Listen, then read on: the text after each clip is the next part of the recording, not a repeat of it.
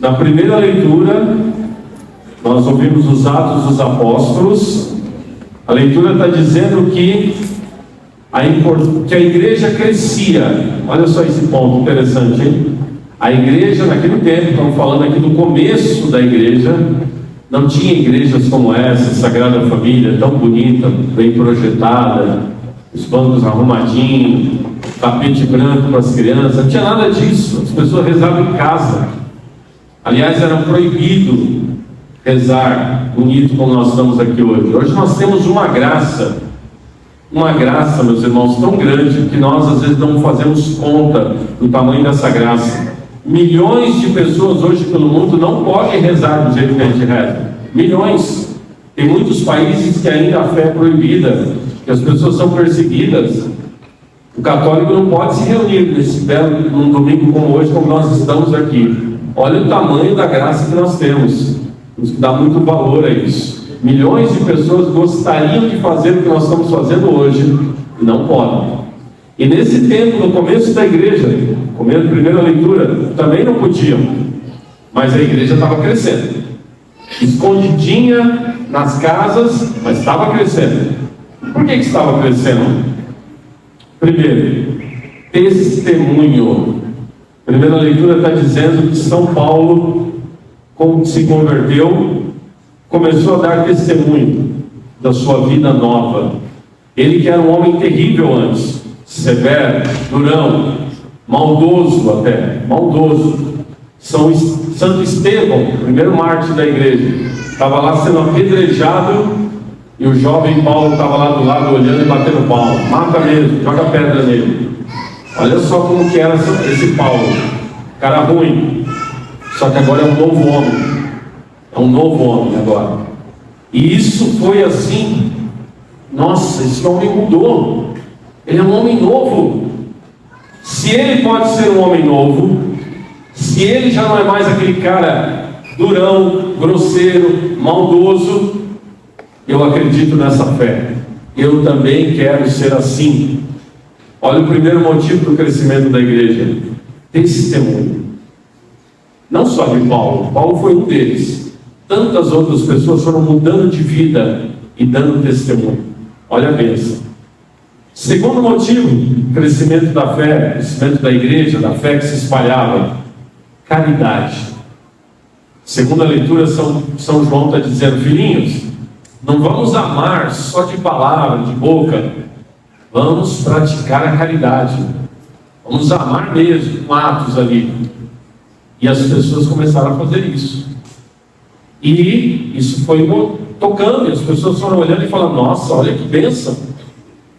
Leia lá na sua Bíblia, na sua casa, Atos dos Apóstolos, capítulo 2.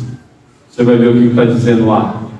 As pessoas olhavam e falavam: nossa, como eles se amam, eles se ajudam, eles apoiam um ao outro.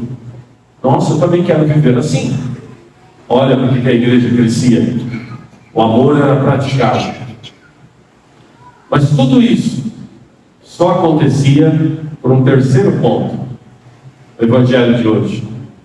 Jesus está dizendo: eu sou a videira, vocês são os ramos.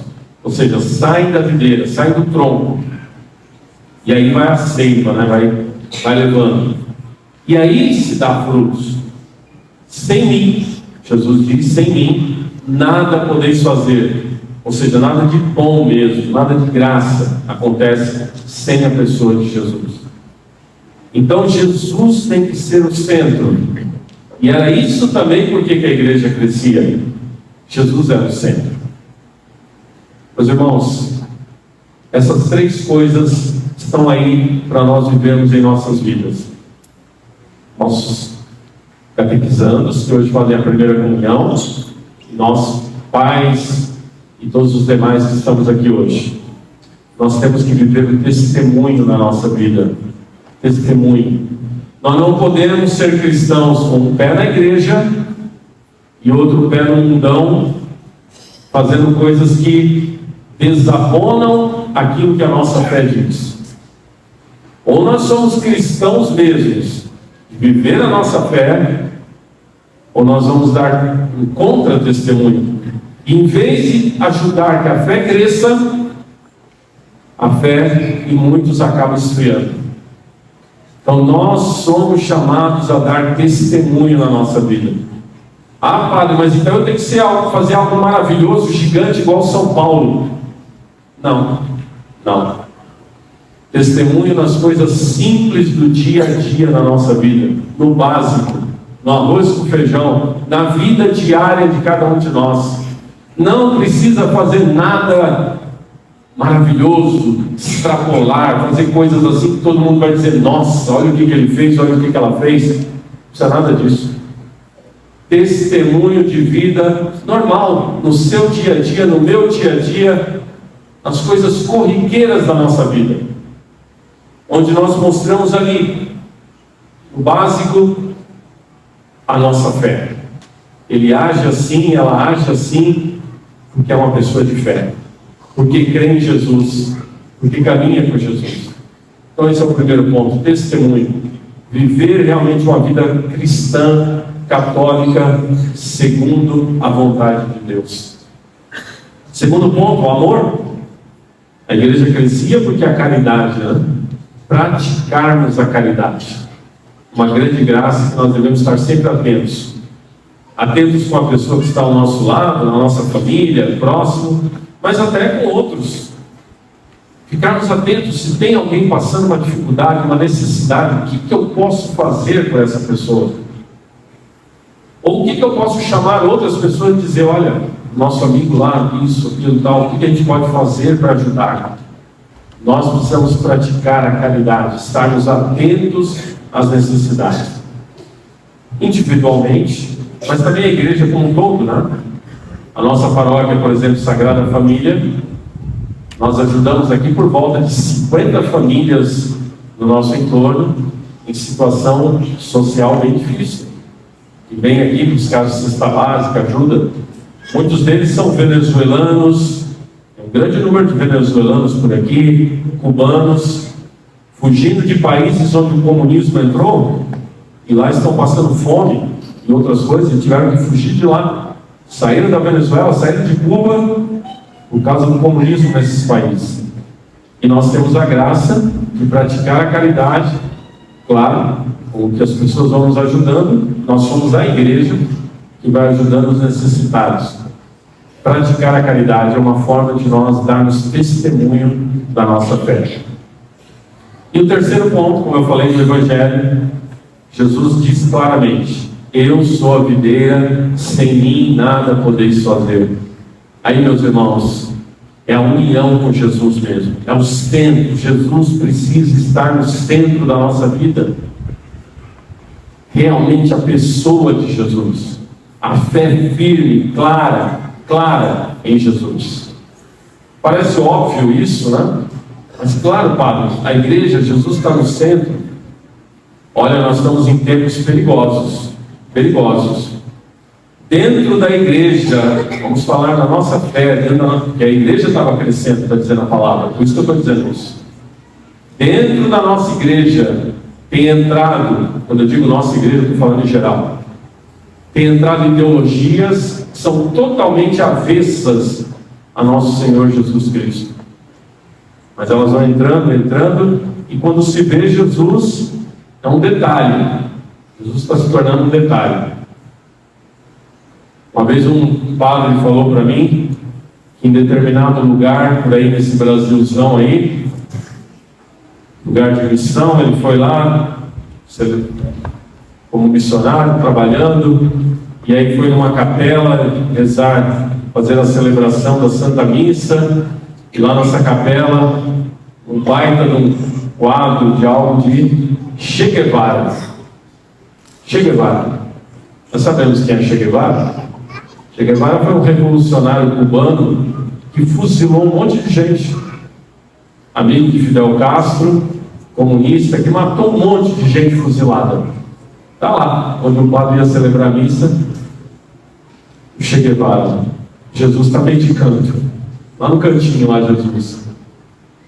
E alguém que fuzilava outras pessoas estava no centro. Só um exemplo de como, aos poucos, ideologias, enganos vão entrando e assumindo o lugar do centro que é de Jesus. E aí aqui eu fecho com a palavra para os nossos catequizandos de hoje, para todos nós. Jesus o centro. E a melhor forma de Jesus ser o centro da nossa vida, a videira que nos alimenta, Eucaristia. Eucaristia. Claro que tem muitas outras formas de Jesus ser o centro, crianças, da nossa vida. A oração diária, lá na sua casa. Temos que rezar todos os dias, temos que conversar com o Senhor todos os dias. Ele é o centro da nossa vida na oração diária. É na palavra que nós o encontramos, leitura da Bíblia. Ali Jesus é a videira que nos alimenta com a sua palavra. Mas uma forma muito especial de Jesus ser o alimento da nossa vida. Aquilo que vocês vão receber pela primeira vez hoje, primeira vez, mas é a primeira de muitas. Primeira de muitas. Eucaristia. Falando aqui agora, eu me lembro quando eu recebi a minha primeira comunhão. E uma das coisas que me marcou muito quando eu recebi a minha primeira comunhão, eu tinha uma certeza que eu precisava todo domingo estar na missa para receber Jesus. Não só porque é pecado faltar na missa no domingo, isso eu sabia também. Eu sabia que eu não posso faltar na missa, é pecado.